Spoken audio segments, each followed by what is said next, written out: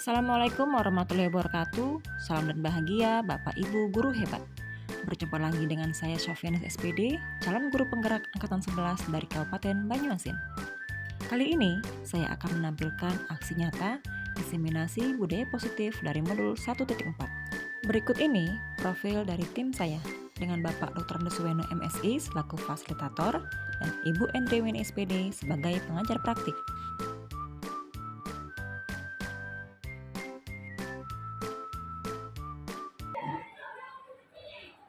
Assalamualaikum warahmatullahi wabarakatuh. Waalaikumsalam warahmatullahi wabarakatuh. Alhamdulillah, puji dan syukur kita panjatkan kehadirat Allah Subhanahu wa taala karena rahmat dan berkah. Pada hari ini kita bisa berkumpul di sini dalam acara paparan diseminasi budaya positif oleh saya sendiri yaitu Sofia SPD, calon guru penggerak angkatan 11.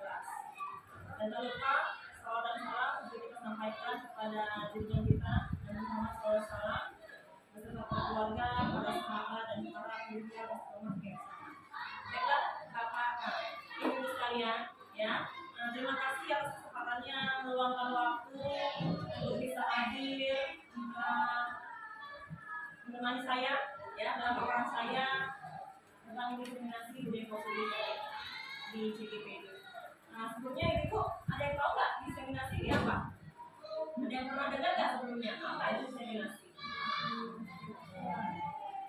Dissemination. Iya. Belum pernah dengar sebelumnya ya? Diseminasi itu ada yang tahu?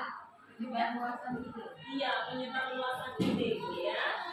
Penyebaran informasi. Jadi di sini kami sebagai calon guru penggerak, ya, khususnya di modul 1.4, di sini diajarkan tentang budaya positif.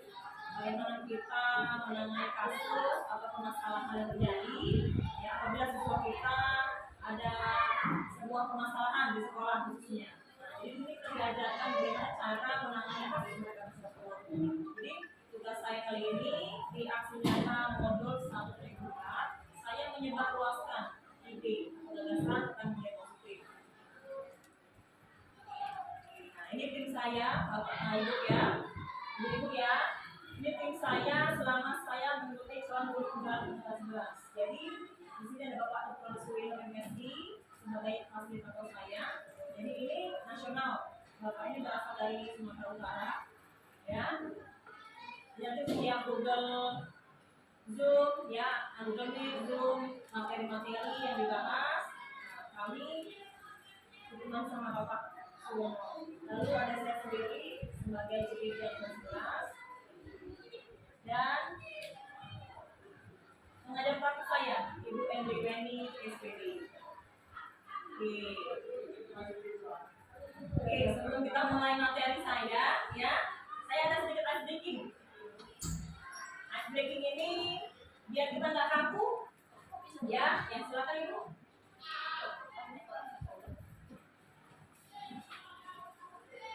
Ya, jadi Ibu boleh silakan berdiri. Ya, berdiri, ya, biar kita agak relax sejenak sebelum menerima materi saya. Nah, ini ice breaking-nya kita mau joget-joget dulu, ya, mau joget-joget sedikit. Iya.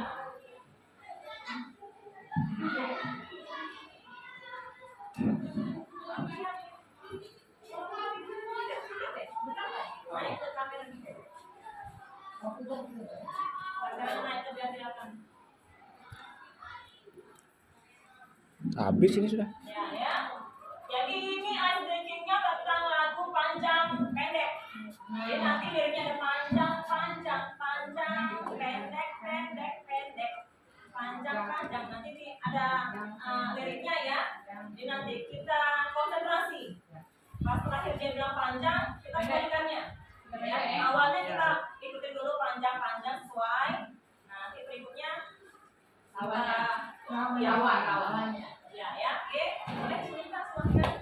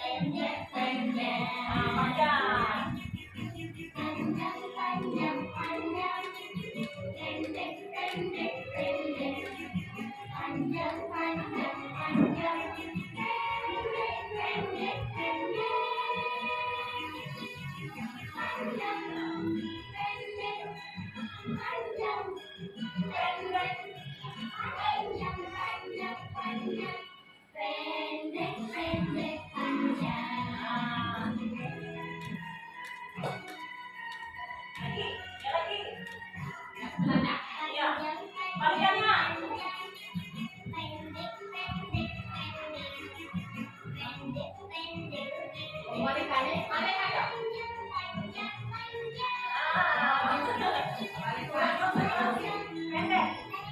panjang, pendek.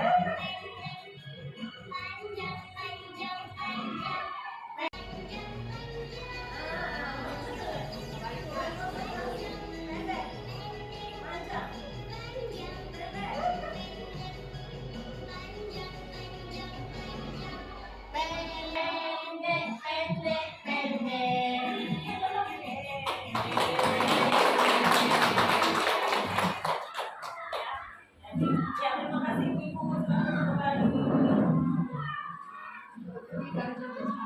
Ya, dan biar tak takut siang-siang udah kenyang udah makan ya. Oke, lanjut kita belajar yang hari ya.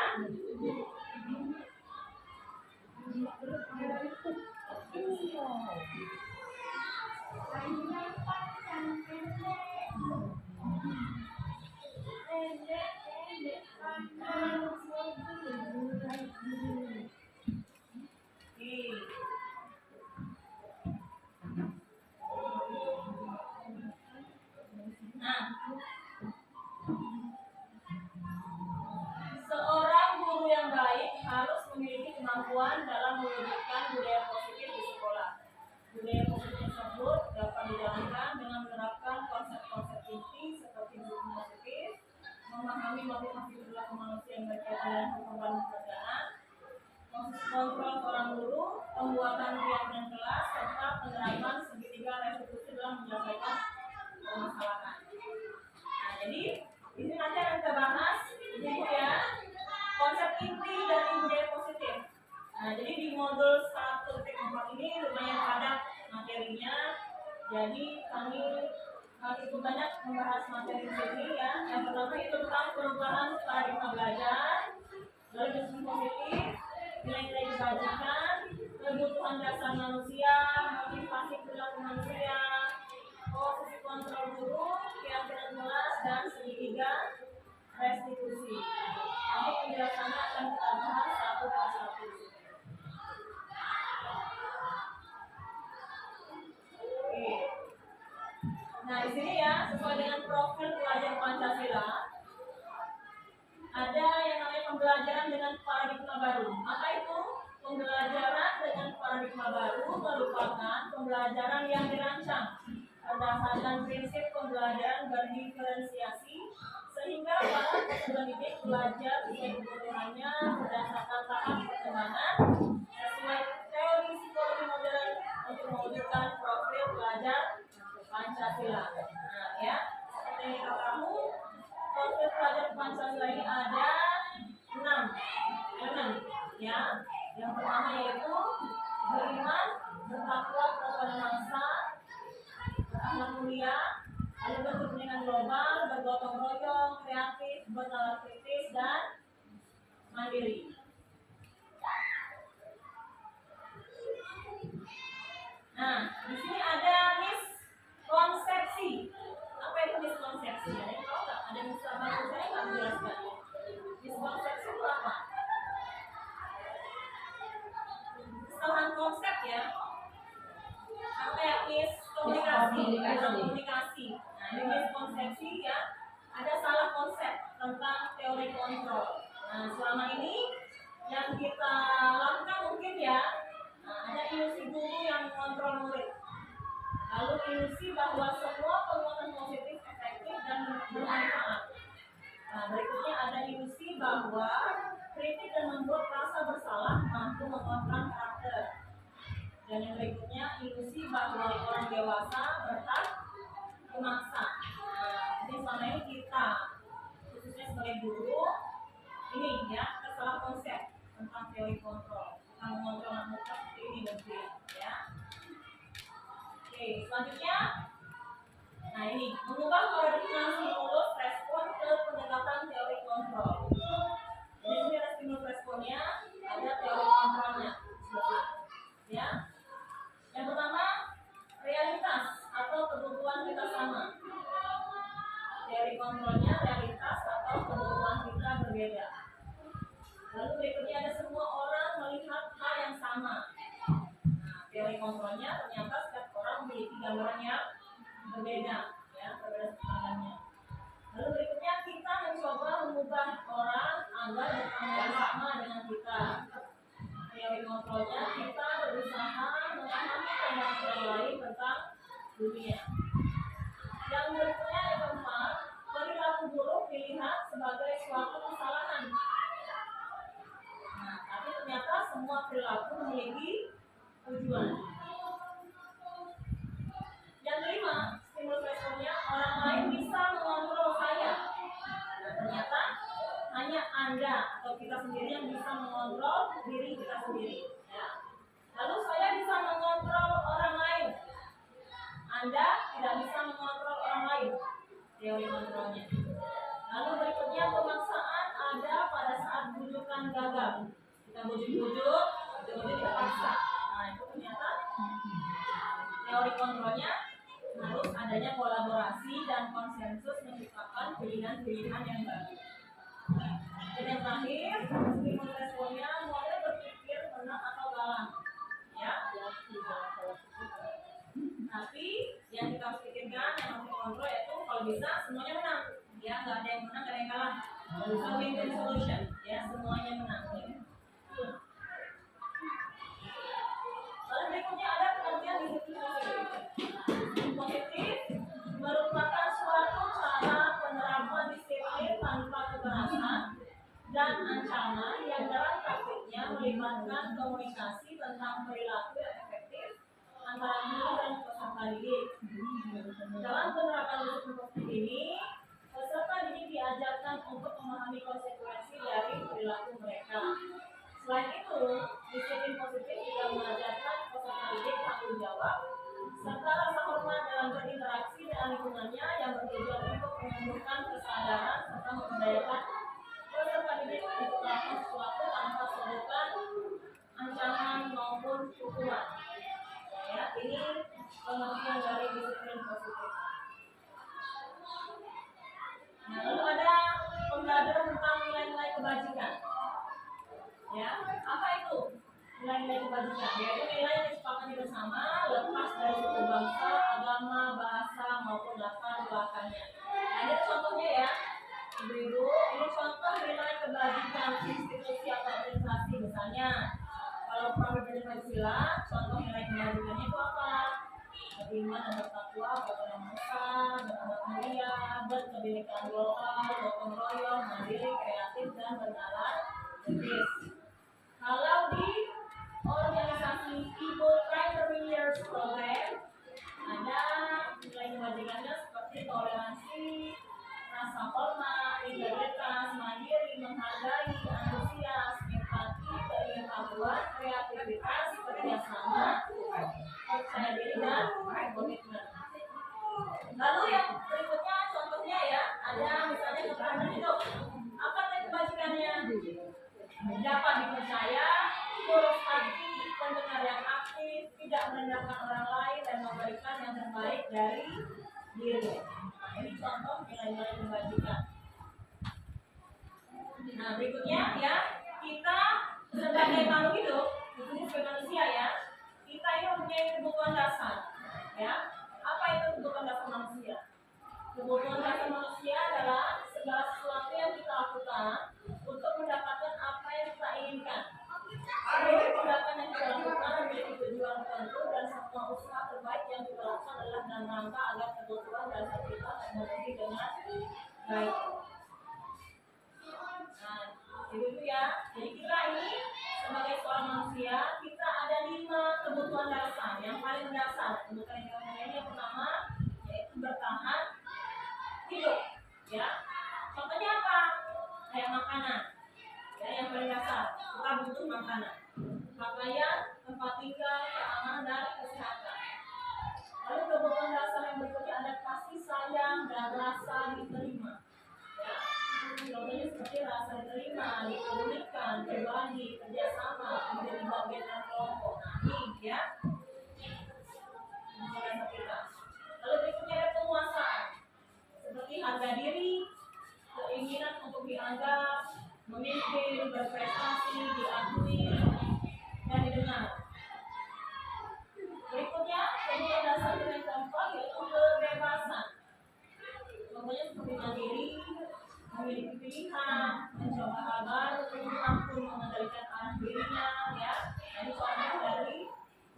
kita inginkan sebagai manusia.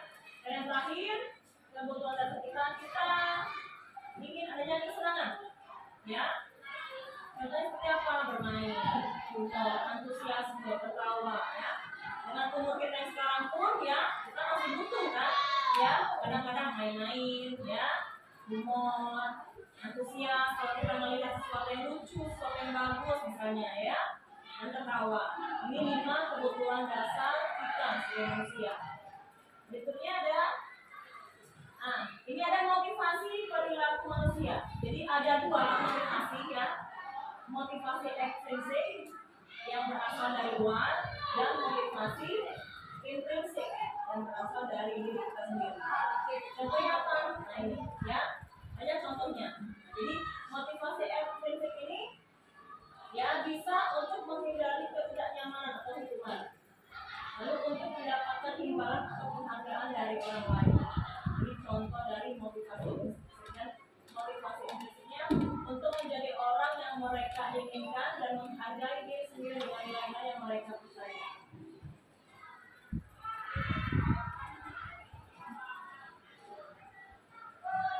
Nah, biasanya kalau kita menghadapi kasus, ya, anak atau peserta didik kita ada suatu permasalahan, kebanyakan di sini kita melakukan hukuman, memberikan hukuman pada mereka, ya. Nah, ini yang makanya kita harus membedakan apa itu hukuman, apa itu konsekuensi, dan apa itu restitusi. Nah, ternyata saya juga baru tahu restitusi setelah mempelajari modul ini, ya. Selama ini aku tahu hukuman dan konsekuensi saja, ya. Apa ini? Hukuman ini misalnya tidak terencana atau tiba-tiba, ya. Lalu murid tidak tahu apa yang akan terjadi atau tidak dilibatkan. Bersifat satu arah, berupa hukuman fisik atau psikis. Contohnya misalnya apa? Ada anak kita yang upacara tidak menggunakan atribut lengkap misalnya, ya. Kita langsung hukum jemur di lapangan misalnya. Nah itu, ya, kan mereka pertama nggak tahu, ya. Tiba-tiba ada hukuman, ya. Mereka nggak kepikir mungkin kalau bakal dihukum dijemur. Nah, itu namanya hukuman, ya. Jadi guru yang melakukannya, bersifat sembarangan, ya. Atau misalnya nggak buat tugas, kita suruh keliling lapangan, nah, ya. Ini rata-rata kita selama ini buat hukuman ke mereka, ya, berupa hukuman fisik atau psikis. Lalu apa perbedaan konsekuensi? Konsekuensi ini misalnya, ya, sudah kita sepakati dulu. Konsekuensinya kalau nanti kalian nggak buat tugas, apa? Ya, ada kesepakatan lebih awal. Jadi terencana atau disepakati sesuai peraturan. Lalu murid tetap dibuat tidak nyaman karena ternyata, ya, sifat guru selalu memonitor murid. Nah, jadi walaupun kita ada konsekuensi dari awal, tapi ternyata murid tetap dibuat tidak nyaman, ya. Nah, yang seharusnya kita lakukan restitusi. Apa itu restitusi? Proses menciptakan kondisi bagi murid untuk memperbaiki kesalahan.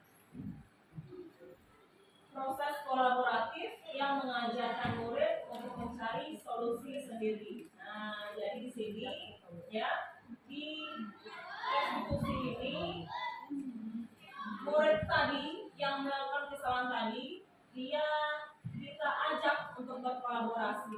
Kita cari jalan keluarnya. Kira-kira bisa nggak dia cari solusi sendiri atas masalahnya?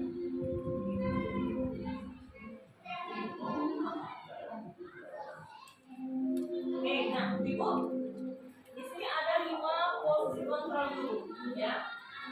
Kira-kira di antara 5 posisi kontrol ini, kita refleksi sendiri. Kira-kira kita di posisi mana kira-kira? Apakah kita di penghukum, atau di pembuat rasa bersalah, atau kita teman, pemantau, atau sebagai manajer? Ya, manajer. Jabatan paling tinggi manajer di sini, ya. Kelihatan tugasnya satu, ya. Nah, ini contoh kasusnya, ya. Contoh penerapan 5 posisi kontrol guru. Misalnya ada kasus nih, siswa tidak memakai atribut lengkap saat bendera. Kalau kita sebagai penghukum, nah ini contoh yang akan kita lakukan. Hormat pada bendera selama 1 jam. Nah, ini posisi kita di sini sebagai penghukum. Kalau kita memberikan anak ke sini, ya, atau berdiri di lapangan. Nah, ya itu contohnya kita sebagai penghukum. Lalu yang kedua, posisi konkret juga itu membuat merasa bersalah. Ada kalimatnya. Berapa kali ibu atau bapak harus memberitahu kamu selalu saja menjawab ibu atau bapak. Kau ini nggak berapa ngomongin, jangan lupa masih baik kok. Nah, ya itu berarti kita membuat merasa bersalah. Jadi anak merasa bersalah. Aku ini lupa, ya. Betul aku bawa, ya. Nah ini kata-katanya yang membuat dia merasa bersalah. Lalu berikutnya ada sebagai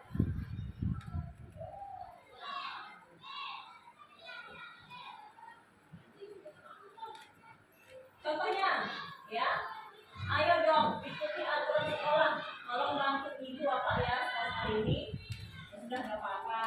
Dan kali jangan berulang lagi ya. Nah, ya udah agak lembut bahasanya, ya, tapi masih juga ya.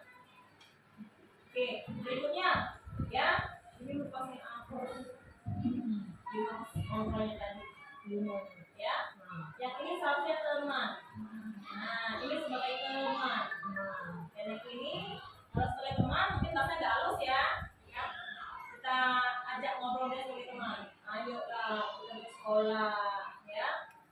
Udah nggak apa-apa. Dan juga jangan lupa lagi ya. Nah itu contoh kalau kita sebagai teman, ya, posisi kita.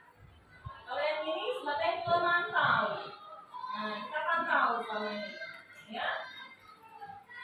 Kamu sudah melanggar peraturan sekolah, kamu tahu konsekuensinya. Setelah upacara, kamu beri atribut yang terkoperasi dan jangan diulangi lagi. Jadi kita buat dia konsekuensi, ya. Dia buat salah, jadi kalau dia nggak tentang atributnya, kita suruh dia terkoperasi kembali. Nah itu, ya. Dan yang terakhir, posisi tertinggi dalam posisi kontrol guru yaitu ya manajer, ya. Di apa contoh kalimatnya seperti ini, ya. Di posisi manajer ini kita ajak anak untuk mencari solusinya bersama-sama, ya. Kita berkolaborasi dengan dia, ya. Contoh kalimatnya seperti ini. Apakah kamu tahu peran kamu? Dan dia sadar dulu, ya bu, saya tahu saya kurang, saya lupa bawa atribut, gitu kan. Lalu kira-kira bagaimana kamu memperbaiki kesalahan kamu? Kita dijawab, ya bu, minggu depan insya Allah saya nggak lupa lagi. Nah ya, jadi anak kali tak langsung kita hukum, tak langsung kita judge, dia salah, kita ajak ngobrol dulu, ya alasan dia kenapa seperti apa, gitu. Nah, ini ya, mungkin agak sulit ya, tapi jangan kita coba sebagai manajer. Ada batas juga. Nah sekarang coba ibu-ibu kita bahas, ya. Kalau statementnya seperti ini, saya kecewa sekali dengan kamu. Ini kira-kira di posisi kontrol apa? Saya kecewa sekali dengan kamu. Apakah posisinya itu hukum, atau teman, atau pembuat merasa bersalah? Membuat merasa bersalah. Membuat merasa bersalah, ya. Jadi dia merasa, ibu kecewa sama saya, gitu ya. Dia merasa bersalah, ya. Berikutnya, kamu tidak pernah benar melakukannya. Mantau. Atau berhukum. Mantau, ya. Oke. Berikutnya, proses kontrol perilaku. Apa rencana kamu untuk menyelesaikan masalah ini? Iya, kita tanya ke dia, ya. Jadi kira-kira mana apa? Bukan ajak mana? Nah, ya. Oke, berikutnya, ayolah lakukan dari bapak ibu, ya. Teman. Sebagai teman, ya. Karena bahasanya agak informal, ya. Jadi ini posisi kontrolnya sebagai teman. Terakhir, kamu tidak pernah mendapat nilai jika tidak mengerjakan tugas. Hukuman. Ya, yaitu ucapkan thank you gitu ya. Oke. 100 nilainya semua ya. Benar semua jawabannya. Oke. Cukup? Apa es daging lagi? Es daging lagi. Boleh. Iya, sekarang es dagingnya tetap duduk di tempat ya. Nah, ibu-ibu ada nggak dengan 5 es?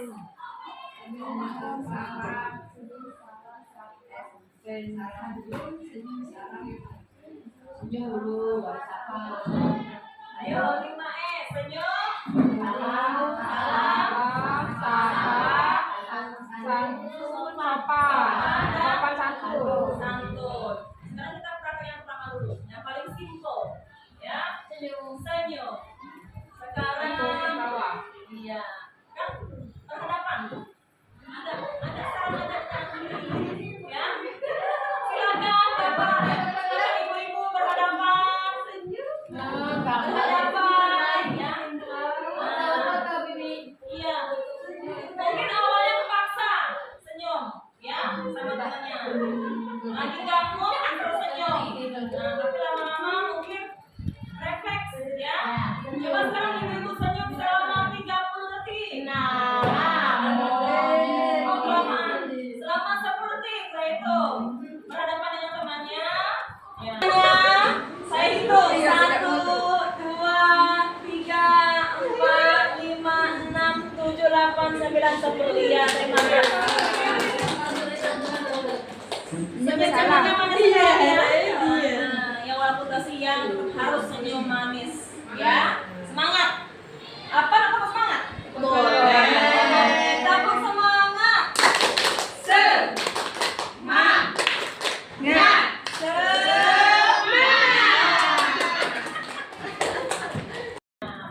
Tatap matanya. Saya hitung 1, 2, 3, 4, 5, 6, 7, 8, 9, 10. Ya, senyum-senyum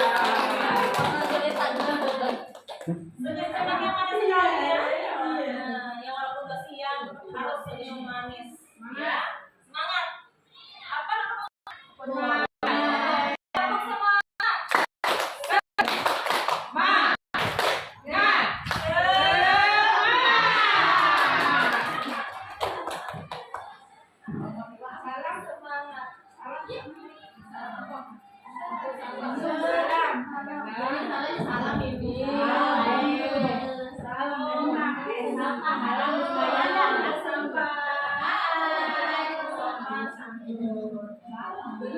Lanjut ya, sedikit lagi. Oke. Nah, berikutnya sudah belum ibu-ibu menerapkan keyakinan kelas di kelasnya masing-masing? Ini rata-rata balik kelas kan? Nah, apa yang perlu pernah jadi wali kelas? Pernah nggak menerapkan keyakinan kelas di kelasnya masing-masing? Ya. Mengapa keyakinan kelas? Mengapa bukan peraturan kelas? Bedanya peraturan dengan keyakinan kelas apa kira-kira? Yakin kalau peraturan itu aturan tertulis. Kalau keyakinan itu diyakini, Keyakinan kalau diyakini. itu aturan. Ya. Jadi bedanya kalau keyakinan itu kita sepakati bersama-sama. Ya, kita ajak warga kelas kita membuat keyakinan apa yang akan kita buat. Misalnya. Kalau peraturan biasanya satu guru yang buat. Aturannya di kelas ini nggak boleh makan. Nah, gitu misalnya ya. Nggak boleh keluar, nggak boleh ngobrol. Nah, itu peraturan. Jadi sifatnya saklek ya. Kalau keyakinan kita diskusi dulu. Nah, kita sepakati dulu. Kalau ada yang tidur, kira-kira apa konsekuensinya? Nah, seperti itu. Ya, itu keyakinan kelas. Nah, jadi pembentukan keyakinan kelas ini ya. Nah, ini saya sudah menerapkannya di kelas saya ya. Jadi sebelum mulai lanjut kita materi awal pertemuan biasanya ya. Jadi saya minta masing-masing siswa menuliskan satu kesepakatan yang mereka inginkan misalnya ya di satu kertas. Jadi nanti mereka tulis di kertas, di sticky note ya, saya akan suruh terus kumpulkan di bawah tulis. Misalnya ada yang nulis nggak boleh makan selama belajar, tidak boleh tidur, atau misalnya tidak membuang sampah sembarangan. Nah, ada lagi yang membuat tidak apa ya? Tidak boleh ribut. Nah, jadi kita kumpulkan jadi satu ya, masing-masing dari mereka itu. Nah, ditulis di sini. Nanti diurutkan ya kira-kira yang sama seperti apa. Nah, ini akhirnya terbentuklah ada enam keyakinan kelas, kesepakatan kelas ya. Jadi keyakinan kelas itu diambil dari kesepakatan kelas. Sifatnya dia bersifat abstrak, ya, berupa pernyataan universal, dibuat dalam pernyataan positif. Nah, jadi bukan dalam kalimat negatif. Yang kalau tadi tidak boleh buang sampah sembarangan, itu kalau bisa jangan kita pakai tidak, itu nggak boleh ya. Jadi kalau membuat keyakinan kelas kita harus pakai menggunakan kalimat positif. Misalnya ya, buanglah sampah pada tempatnya ya. Atau kalau dia tidak boleh berisik apa, menghormati guru di depan kelas. Nah, misalnya seperti itu ya. Jadi dia merupakan pernyataan positif. Lalu berikutnya sedikit saja agar mudah diingat, jangan panjang-panjang kalau buat. Kalau kalian tidak mengikuti peraturan, oh panjang, ribet mereka apa ingatnya. Jadi simpel saja, misalnya jaga kebersihan, ya, menghormati sesama teman. Nah, Hari Jumat ada limpah. boleh. Disepakati jadi ya. Nah, lalu sesuai dengan kondisi kelas dan sekolah sehingga mudah diterapkan ya. Misalnya kayak kelas kita, kayak sekolah kita kan sudah bersih. Misalnya ada peraturan kelasnya, kegiatan kelasnya buka sepatu ya. Ada kelas berapa itu? Kalau masuk kelas harus buka sepatu. Nah, itu ya. Dan sesuaikan kalau memang lantainya bersih. Kalau lantainya kotor ya jangan suruh anak buka sepatu ya, tambah kotor nanti kan. Nah, ya.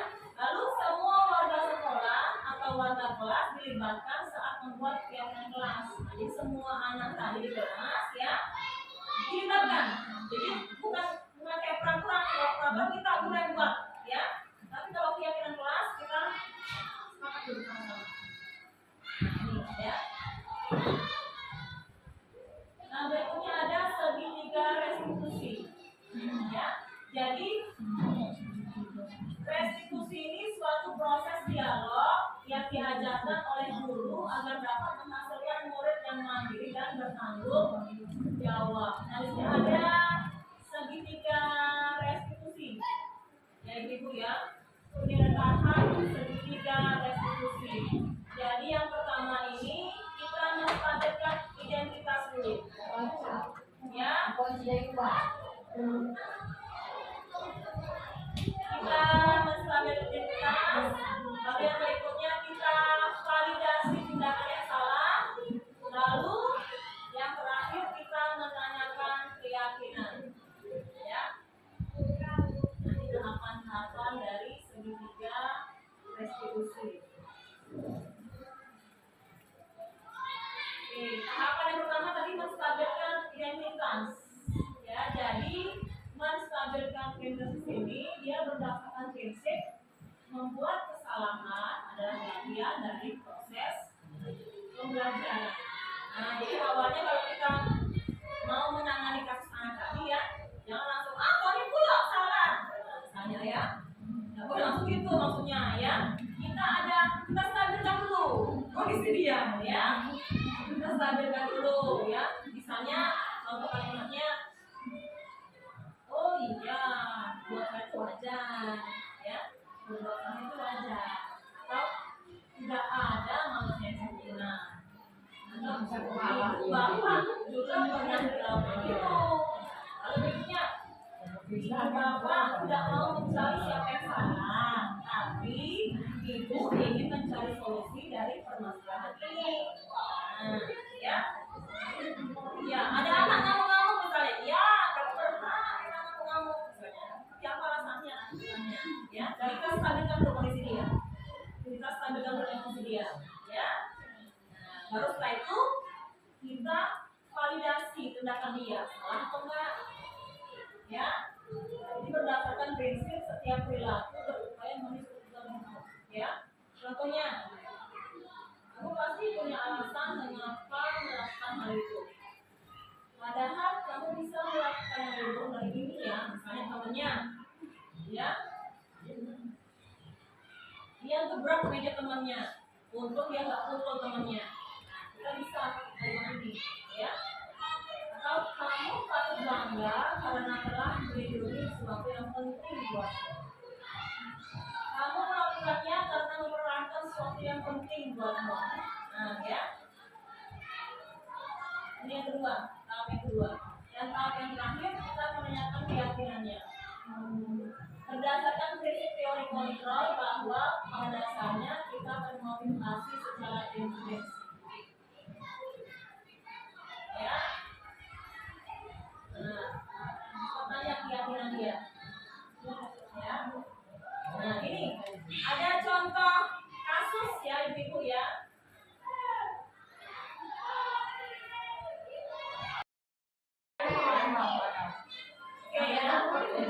Ya baiklah ibu sekalian.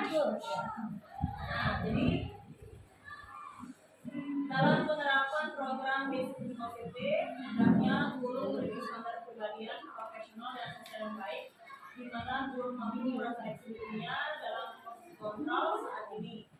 Bagaimana perjalanan dirinya sebagai amok atau manajer yang membuat murid-muridnya menjadi insan mandiri, merdeka dan bertanggung jawab. Ini standar nasional pendidikan kita, ya. Mudah-mudahan nanti kedepannya kita bisa menerapkan budaya positif ke dalam lingkungan sekolah kita, ya. Nah, supaya kita bersama-sama bisa membuat sekolah kita menjadi lebih maju dan lebih sesuai dengan visi yang kita inginkan, ya. Mewujudkan peserta didik yang berwawasan luas, ya, berakhlak mulia. Oke, ya. Baiklah ibu, sampai sini kira-kira ada yang mau menanggapi tentang paparan materi saya pada kesempatan kali ini?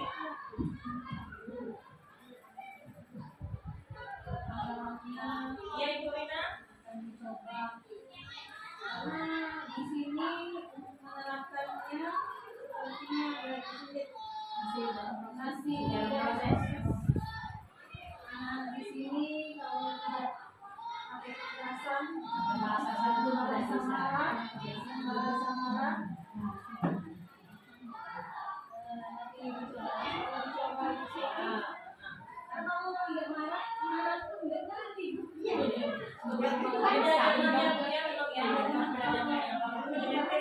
Aku takut kalau sekarang dijelekin malah jelek. Ya, mungkin ya, terima kasih Bu Rina tanggapannya. Mungkin mulai ada yang mau menanggapi. Ya, silakan. Menanggapi dari hasil disiplin positif ini, kami selaku guru BK tentunya sangat menanggapi positif juga apa yang dipaparkan tadi, dan kami akan melaksanakan dalam program pembelajaran terutama di BK. Nah, disiplin positif ini yang tadi terbagi dalam yang ada restitusi tadi, ya. Nah, itu artinya memang permasalahan itu siswa yang secara mandiri menyelesaikan sendiri Bu permasalahannya. Ya, jadi sangat baik sekali, sangat membantu dan menambah ilmu pengetahuan untuk kami sebagai guru. Terima kasih. Ya, terima kasih Bu ya atas tanggapannya. Yang berarti ya mudah-mudahan ya, yang penting kita ada arah dulu Ibu ya. Nah, jadi kalau saya diseminasi ini, saya menyebarkan pengetahuan, ide, atau gagasan tentang budaya positif yang ada. Mudah-mudahan nanti kalau kita bisa ya perlahan-lahan, terakhir pasti bisa menerapkan budaya positif yang mungkin tentunya kita semua warga sekolah mendukung, ya. Sebagai sama kayak halnya untuk guru penggerak, yaitu bergerak, menggerak dan menggerakkan.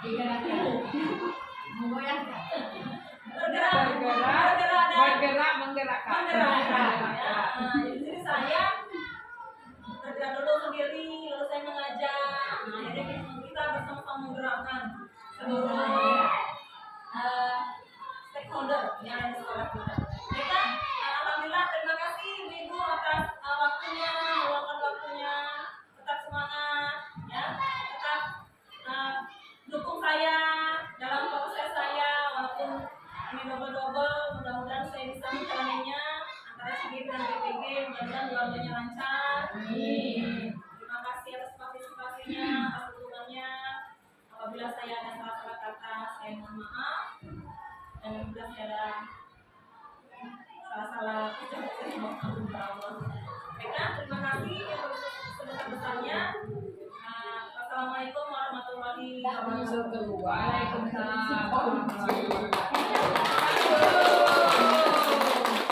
Panjang-panjang pendek, pendek-pendek panjang, panjang-pendek, panjang-pendek, panjang-panjang pendek.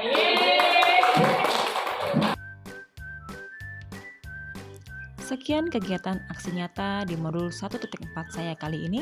Sampai jumpa di aktivitas selanjutnya. Terima kasih. Wassalamualaikum warahmatullahi wabarakatuh. Oke, sekarang kita membuat keyakinan kelas, ya. Keyakinan kelas itu kita dari kesepakatan kelas dulu. Contohnya ada yang tahu nggak apa kesepakatan kelas itu? Misalnya peraturan kelas. Ya, apa Dila? Datang tepat waktu. Datang tepat waktu. Oke, apa lagi? Menjaga kebersihan kelas, ya. Tidak boleh makan selama jam pelajaran. Iya, benar, ya. Iya, itu contohnya salah satunya, ya.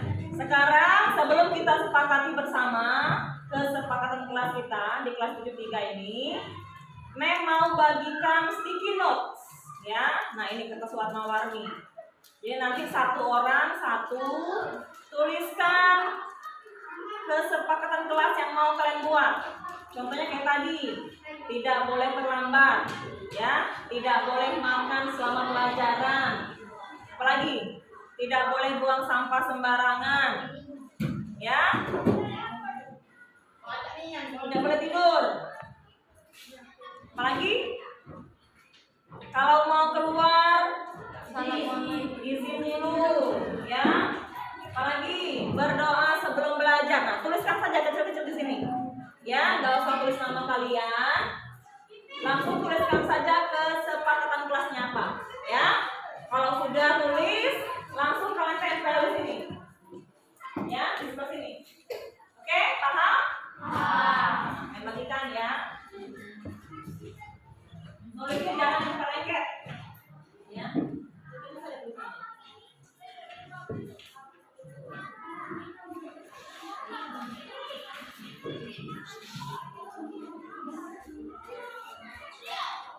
Ketemu dulu, Ki.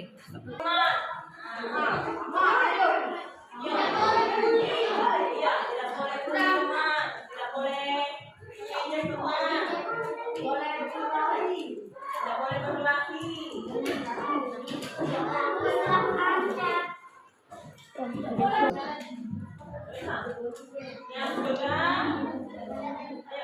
Yang sudah silakan tempel di sini.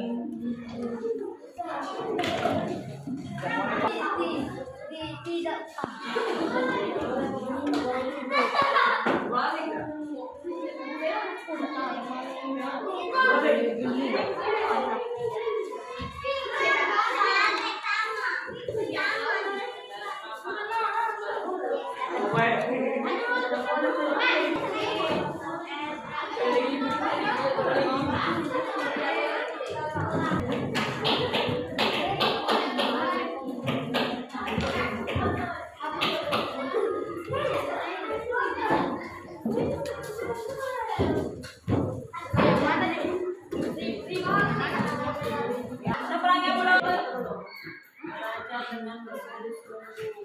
Ya.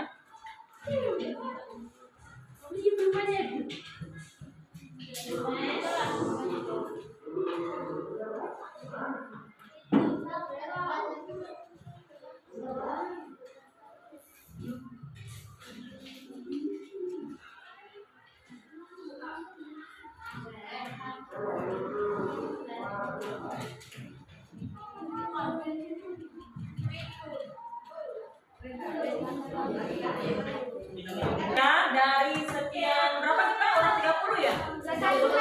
Dari 31 siswa, masing-masing sudah menuliskan kesepakatan kelas yang kalian yakini masing-masing ya.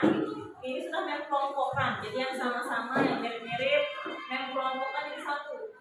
Nah, muncullah dia 5 kesepakatan ya. Jadi yang pertama ini ada, coba saya minta tolong dulu, siapa yang membaca? Siapa yang membaca ke depan? Dewi. Ya.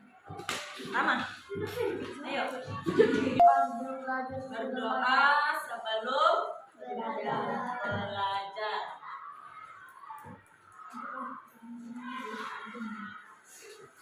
Yang kedua apa? Datang tepat waktu. Datang tepat waktu. Terus apa lagi bawahnya? Tidak boleh terlambat berdoa sebelum belajar. Datang tepat waktu. Tidak boleh Tidak boleh terlambat ya. Jadi kalau tidak boleh terlambat, kalimat maksudnya seperti apa? Datang tepat waktu ya.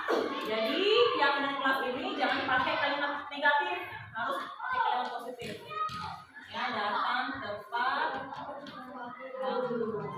Lanjut yang ketiga. Apa yang ketiga ya? Tidak boleh saling bully. Apa lagi? Bersikap sopan santun. Terus ya, apa lagi?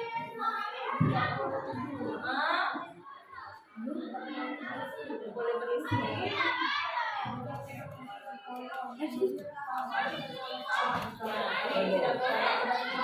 Nah, jadi apa kalimat positifnya kalau tidak boleh saling membuli?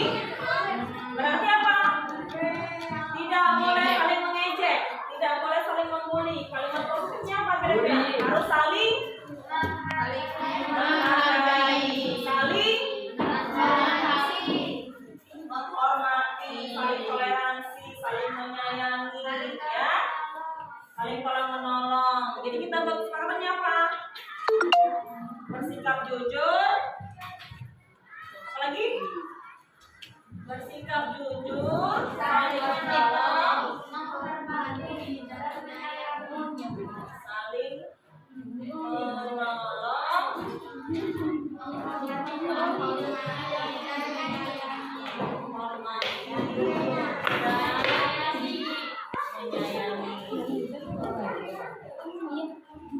Oke, yang keempat apa? Tidak boleh buang sampah. Terus menjaga ya. Jadi tidak boleh buang sampah. Maksudnya nggak boleh buang sampah sembarangan ya. Jadi buang sampahnya kemana? Tong sampah. Ya, pada tempatnya, pada tong sampah. Tidak boleh buang sampah. Kan negatif ya. Kalimat positifnya apa?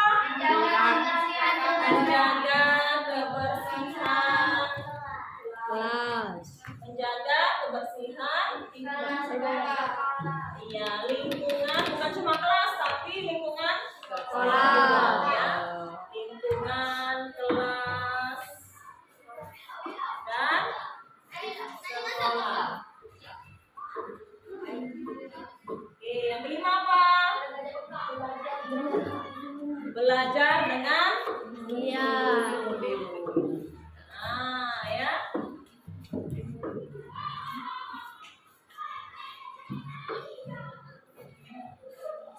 Kalau kita melanggar, kalian melanggar, harus ada konsekuensinya. Contohnya apa misalnya? Kalau ada yang buang sampah sembarangan, konsekuensinya apa? Harus iya, konsekuensinya misalnya dia buang sampah, ya, dia harus piket untuk kelas. Contoh lain apa? Kalau dia berisik atau dia mengejek temannya, konsekuensinya apa? Siap-siap dipanggil ke BK. Ya, nah, oke. Jadi ini kesepakatan kelas kita ya untuk kelas 73. Nah, kalau sudah sepakat semua, mana ketua kelasnya? Putra, tanda tangan Putra. Ayo, Putra mewakili kalian semua. Tanda tangan. Kalau kalian semua sepakat dengan kesepakatan kesepakatan kelas yang kita buat. Ayo Putran. Mana ketua kelas? Agak besar dikit. Halo, lagi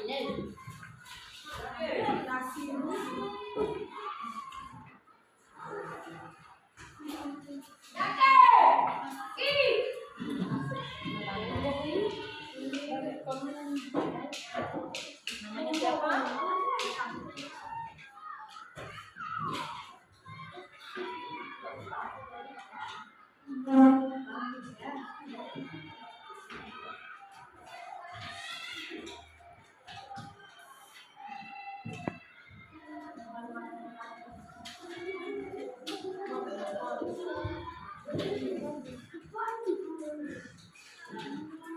Kelas berapa ini?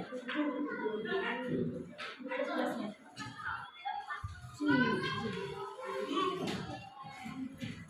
Ini kan udah kelas.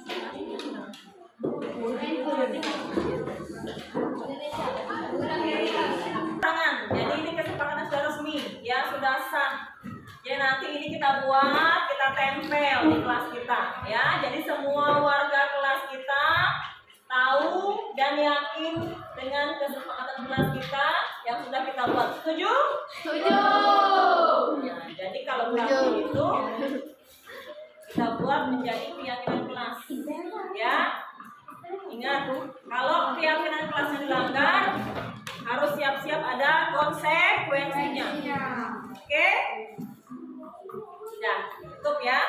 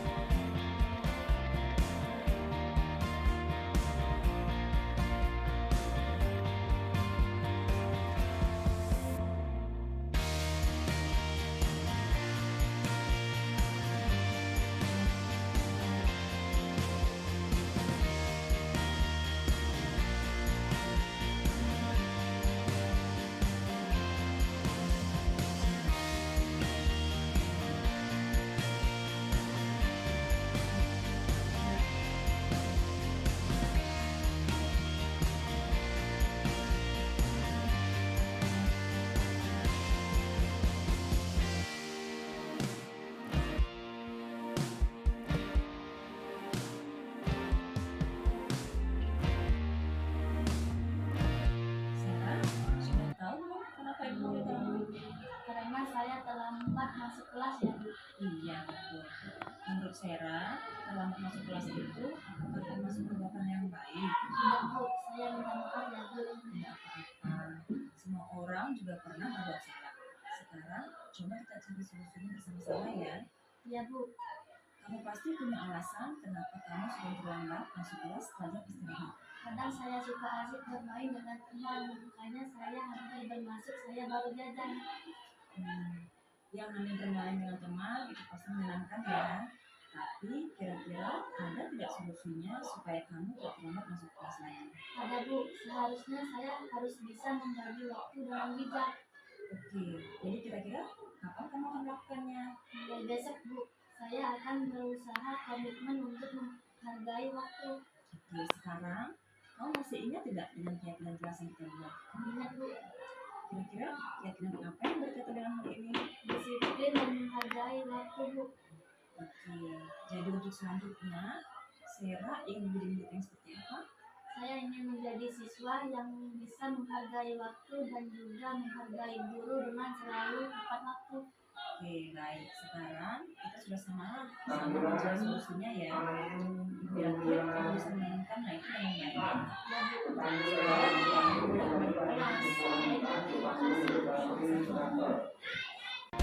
Assalamualaikum warahmatullahi wabarakatuh. Saya Sera dari kelas 84.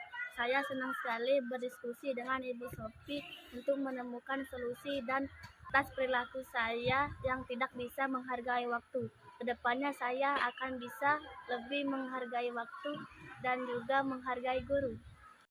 Tadi Ibu dengar laporan dari ketua kelas kamu. Katanya kamu habis berkarya dengan Rio. Iya, Bu, habis saya kesal sih. Kenapa kamu kesal? Rio selalu mencontek hasil pekerjaan saya, bukan hanya PR.